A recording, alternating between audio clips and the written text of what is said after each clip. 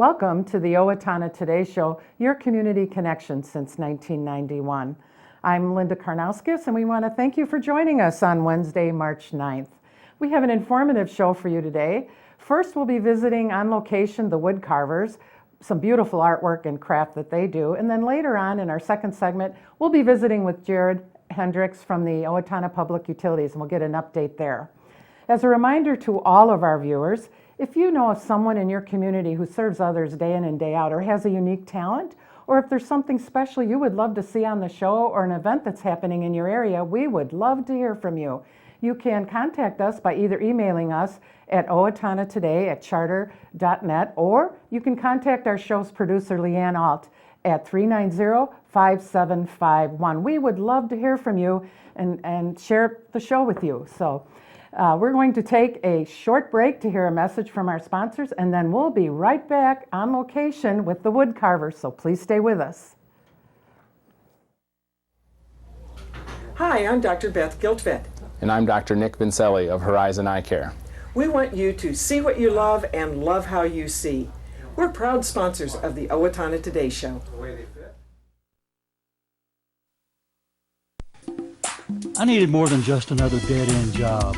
I wanted a career, so I expressed myself. With the kids off to college, I decided it was time for me to go back to work and express myself.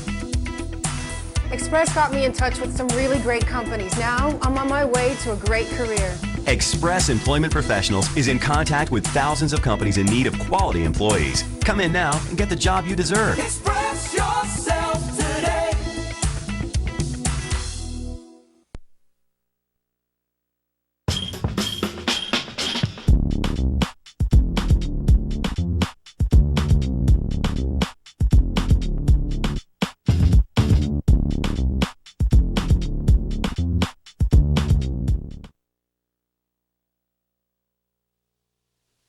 Welcome back to the Owatonna Today Show, your community connection. And we're on location today with a group of very talented people from our community, Woodcarvers. And Norm Bang is one of the Woodcarvers here, and I want to give a shout out to Norm because he helped organize the interview today and bring all this talent together. So thank you for that, Norm.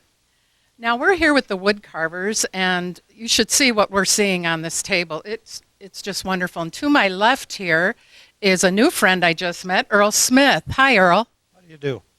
And Earl, let's explain how this group, you're not a formal group, but how the group did get together. Would you explain? Back in about 2008, the Wheelocks moved here, Mark and Chris Wheelock from Faribault. And they were here for about a year with their store down there across from United Prairie Bank.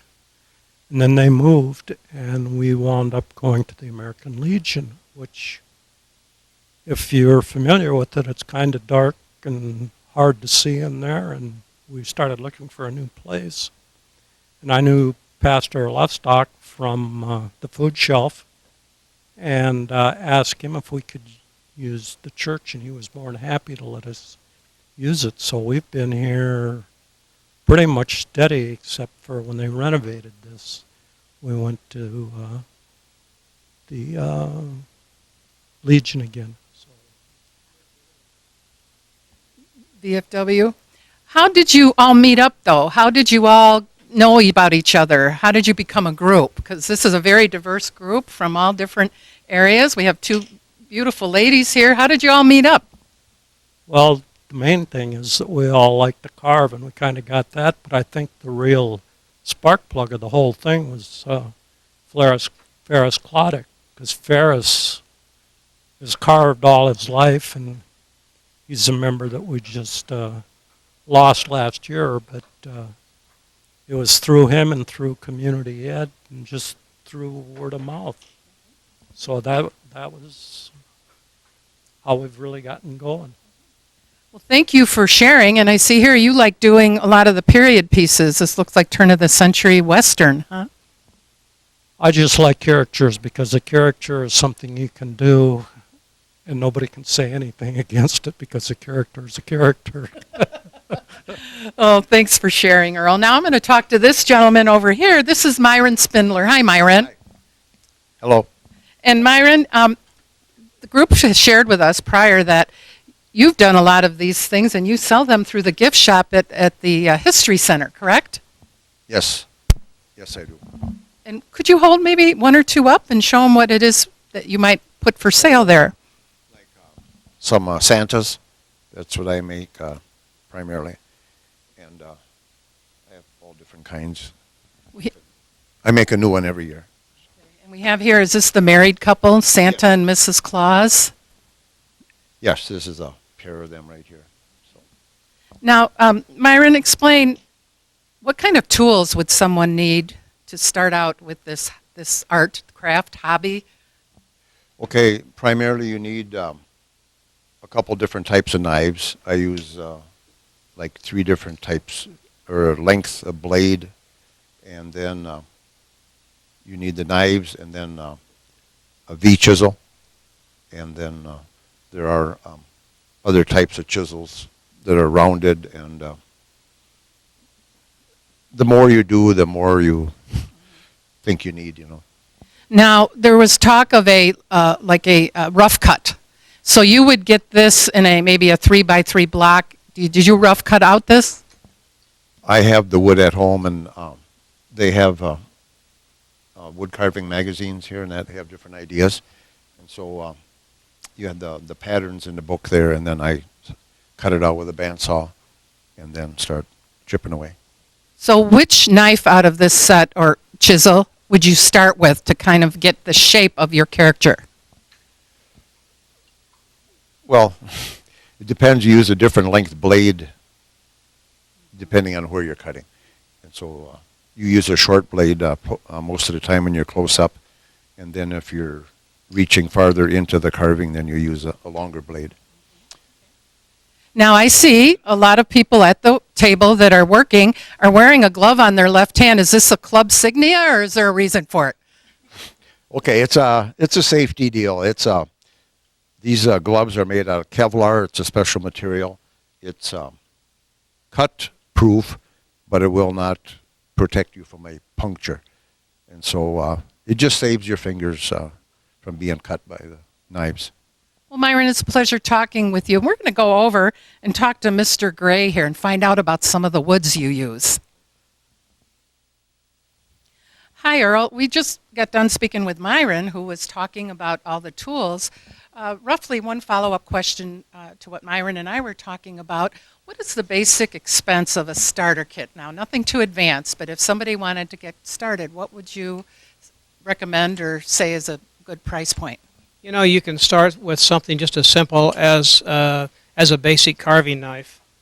This is just a good example of a kind of a beginner carving knife. It's a really excellent steel.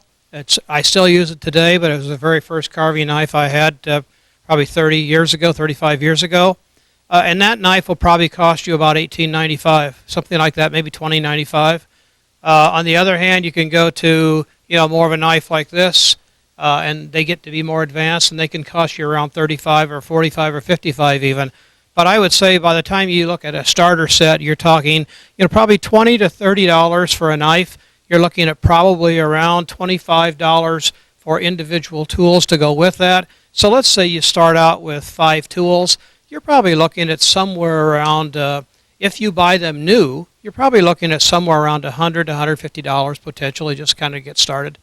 But we could start out with a knife, come visit this group, and get a lot of help and advice. And hey, I've got something for sale if you're interested. Exactly. And a lot of used tools are available as well. Let's talk about the wood. We've talked about the tools. Explain the varieties of wood that you use and why. Okay. There are a wide variety of woods that you can use, Linda. This is an example of basswood that was used, and this is a combination of relief carving and wood burning. So it's a little different, unique kind of approach.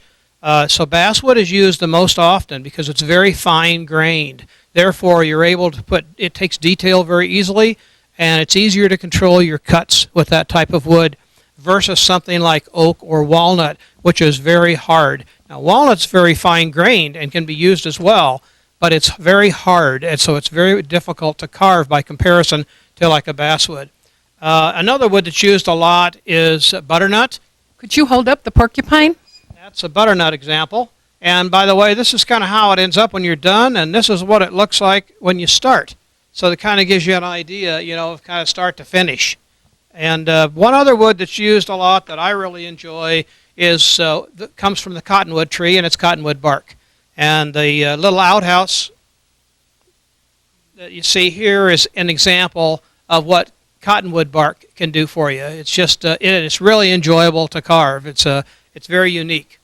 Thank you. Thank you for sharing all that. Now we're going to go talk to Jerry Berg. Thanks. We're talking to another wood carver, Jerry Berg. Hi, Jerry. Hey. And Jerry, what area are you from? I live down by Blooming Prairie. And I started my wood carving through the adult evening education classes about 20 years ago. Now, something in our conversation came out that you like to wood carve, but you also will do auctions. Explain that quickly, if you could. Well, for many years now, I've been making a Santa Claus for the Education Fund auction every year. And that brings in pretty good money for their cause, for the education for the children of the school. And then also I belong to a great Oliver Northern Club, and I also make a wood carving for them with an Oliver tractor on it. And this is for this year's donation. And what got you started in wood carving? Well, I just saw the example for the class, and I signed up, and that's all she wrote. Well, we have many, many beautiful displays of wood carving. And for an auction, would you just carve as many figurines as you'd like, and then you say, this is what I'll offer your auction? I just make it special for that one item for their auction. Well, great. Well, we've enjoyed visiting with all of you. Thank you so very much. Now, if you'd like to learn how to wood carve, they meet here at Trinity Church in Owatonna on every Thursday between 1 and 3. They said, come on down. They'd love to help you out and get you started. And so we hope you've enjoyed our visit with these very talented people. And also, there's a Carve Fest coming up in Faribault, August 4th, 5th, and 6th, or you can go on carvefest.com and look it up. Thank you for joining us today. We are going to take a short break to hear from our sponsors, and then we'll be right back. So please stay with us. This March, as part of Minnesota Food Share, we hope to raise $100,000 and/or pounds of food. Minnesota Food Share contributes additional money based on our local donations. In 2015, 3,200 individuals living in Steele County registered at the food shelf. By the end of 2015, the food shelf gave out 600,000 pounds of food. With your support, we are able to provide monthly a 10-day package of groceries to our neighbors in need. Thank you for your support.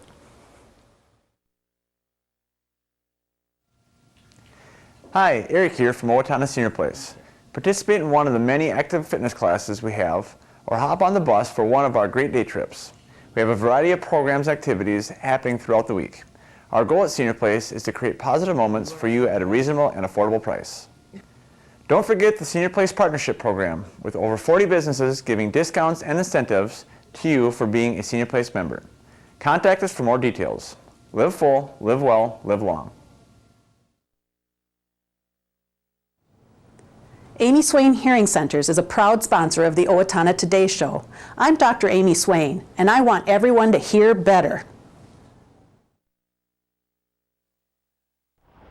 Hi, I'm Brenda with the Mortgage Office of Brenda Bednar, aligned with American Mortgage and Equity Consultants, where closings feel right from the beginning.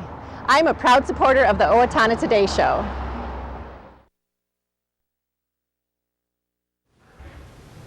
I'm Deb Gillard. And I'm Shawn McNulty with Brookdale Owatonna Assisted Living and Memory Care, where we provide optimum living activities to keep our residents engaged in life. And we are a proud sponsor of the Owatonna Today Show.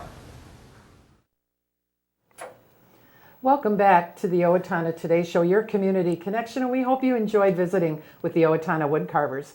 We have here in the studio Jared Hendricks from the Owatonna Public Utilities, Hey Jared, how are you? Well, and yourself? And I understand you're going to be speaking with us today on safe drinking water. Safe drinking water, specifically the concerns that have been arisen lately about lead in drinking water. Jared, for those who may not know, why don't you let them know what your title is at OPU and what your daily duties entail? Sure. Jared Hendricks, Owatonna Public Utilities. I'm the Marketing and Energy Conservation Officer at OPU. So a lot of my tasks involve the rebates that we have, helping to calculate energy savings for our customers. I work mostly with our commercial customers, but also handle some of the residential rebates as well. And then some of the marketing that goes around that, and then things like this as well. Okay. Do you have a special passion for utilities work, or is it just learning as you go? Or my passion is in numbers. I've always been kind of an energy nerd, as I've been told, so it kind of fits. Okay, great. So what can you tell us about, with all this talk in Michigan about the lead in the water, safe drinking water issues are in the news, so there's something that's very close in the news perspective to us. So would you share with our viewers what Owatonna Public Utilities is doing? Sure. Well, one of the things I want to first point out is that we do a consumer confidence report every year. You might remember that used to be called the Water Quality Report, and I think that name was a little bit misleading. It wasn't necessarily talking about the quality of water, but assuring consumers that the water is safe and that they have access to all the information to see what tests we're performing and where those tests do fall in line. And it also shows what kind of levels at which a utility would need to take action. So from that, I think the next thing is, what action level would be, or where would the lead levels need to be in Owatonna for an action level? And in Owatonna, that'd be, in Minnesota, and I believe in the United States, it's 15 parts per billion. So we'll just use the number 15. We'll use that parts per billion the whole time. To put that into perspective, when we're talking about the lead that's been reported in the Flint water, there have been reports over 100, there have been reports over 500. The highest report I did find from the Virginia Tech study was 13,200. So to put that in perspective, we would have to take action at 15, but in Flint, Michigan, they did have reports that were upwards of 13,000. And the Owatonna OPU, you abide by the Minnesota Department of Health and EPA mandates and recommendations Correct. for water standards. So that's where you set your bar. Correct. Okay. So, and let me make sure to say too that we are not at 15 parts per billion here in Owatonna. We're not even close to that. And it's not the water that we're pumping and delivering that gets lead in it. Lead isn't naturally occurring in water sources. So when we pump it out of the ground, or if you're taking surface water, it's not already in the water. What happens is corrosion in pipes and leaded solder, leaded service lines, water that's sitting idle and around any of those things is what can have lead problems. With the lead will absorb into water that's sitting idle with those things. It's not going through the mains collecting lead. It's not being pumped out of the ground with lead. What happens is once it gets into a home or a place that it's going to be sitting idle, that's where it can absorb that lead. And that's where we measure our tests from, is the consumer taps. Okay. Now, is there ways that could you educate our residents that are viewing on ways to mitigate the potential risks? Sure. There's always a potential risk. We want to make sure that everybody's educated properly. There's a great article that we have on our website called Let It Run, Get the Lead Out. It's a Minnesota Department of Health article that we have on our website, and we display it at the fair. It's a wonderful article. It talks about what you can do. And the first and foremost thing that you can do to help mitigate your risks of lead in your drinking water is, before you take water for drinking or for cooking, turn your cold faucet on for 60 seconds. So just run the water for a minute. That sounds like, well, that's a waste of water, and unfortunately it can be. So the other thing they recommend is, if you have concerns of lead, don't take just a glass full of water. Fill a jug or two of water up after you've ran it for 60 seconds. You can put that in the fridge. Then next time you want a little water, you can take that out of your fridge if you're concerned about the lead in the water in your house. What are some other tips you can give towards that? Well, again, the lead isn't coming from the water that we pump. So if you are concerned that you might have a lead service line, You can check with a contractor to see if you have a lead service line. If you do, you can have that replaced. That would be at an expense to the customer, but there are grants out there that Minnesota offers to help pay for that. Of course, we want as many lead service lines out as we can. That's where the greatest risk is at, is after it comes off the main, the customer-owned piping could be lead for a period underground. Getting that replaced would greatly reduce the risk.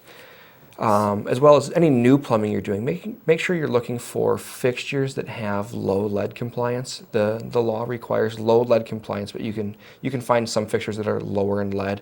Of course, you can't get lead out of things like brass. There's always going to be some lead in brass, but if you find fixtures that are of different materials that don't have as much lead, that can help as well. Okay. So it's not coming from the source. It's not coming from the source to the faucet somewhere. Something happened.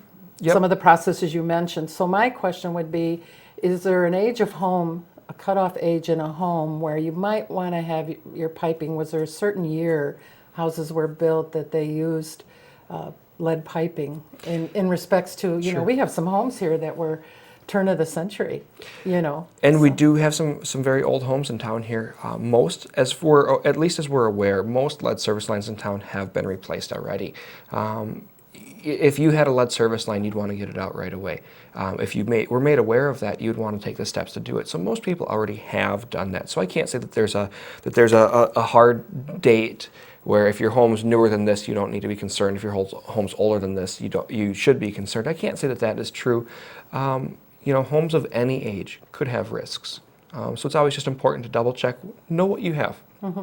So would you encourage someone who just may have that question a little more in depth about their particular home, would you have them call the OPU and have a conversation, or what would you recommend? I think I would recommend them calling a contractor, somebody that can come out. Unfortunately, OPU isn't going to know all the specifics of your home versus my home versus somebody else's home. But those contractors can come in, take a look if you would ask them to, and help you determine what types of risks you might have. They'll help you determine if you've got a lead service line or if you've got leaded solder in your house. And then you can have some of that risk mitigated. Again, fixtures are going to be the easier thing to replace. A lead service line would be costly, but that is a very important thing to replace if you had one. But again, even if you have those, letting the water run is the easiest way to mitigate risk. Okay. And there's newer regulations now that were put in place in 2015. Yep. And some of those are low lead requirements. Yes. Okay. Yes. Could you share some of those with us? Sure. So leaded solder has been outlawed in Minnesota, and that's been actually since the 80s. But in 2015, additional low lead requirements went into effect for the sales of fixtures. So faucets, taps, different things like that, there's a lower lead requirement in them now. Again, we're not going to be able to get all of the lead out at this time. We're working closer and closer to that all the time, but it's much lower levels. And so you're going to see things on the packaging that might say low lead or different compliances like that. And from 2015, they can no longer sell some of the fixtures that do not meet those requirements. So this has been on the radar for over 20 years now with this water pipes since 1985, and now there's been new products out there because they recognize that can be an issue. Yes, yes. Okay. Lead has always been a concern. We've always been trying to mitigate it. It's just been kind of pushed to the forefront with recent incidences, and that's why we want to be here to just ensure everybody that the water in Owatonna is safe. We do not have lead concerns in Owatonna. If you're looking to see what levels look like, go to our website, go look at the Consumer Confidence Report. We'll have the 2015 one out on July 1st of this year. We do have it out by July 1st every year. It's an annual report that we update, and in fact, we will be doing our next lead testing here in 2016. Now, is there anything on that report that anyone would need assistance in understanding? Any kind of terminology, special terminology that's used? There's a few things on there that I had to have some questions answered on myself, in fact, when I was looking at it. So if you do have questions about it, you can call our office and we'll get you to somebody that can assist you with those questions if you're having concerns. Otherwise, take a look. There's a lot of explanation and definitions in there that I had overlooked originally, and taking an extra minute or two to look over those really helps. Okay. Where does our water come from? Our water comes from an underground aquifer. I'm going to forget the names. There's two different aquifers, and they're somewhere between 800 and 1,000 feet below the ground. And so it is a deep well aquifer that we're tapping into, not a surface water here in Owatonna. I wonder how the settlers of Owatonna knew that. As you're saying that, I'm sitting here thinking, wow, was that by chance? You know, that's a really wonderful question to ask. That is a really wonderful question. Of course, the waterworks started in the late 1800s in Owatonna here. So we started drilling wells back around the turn of the century here. So we're doing good. We're doing good, and you just want to assure everybody that.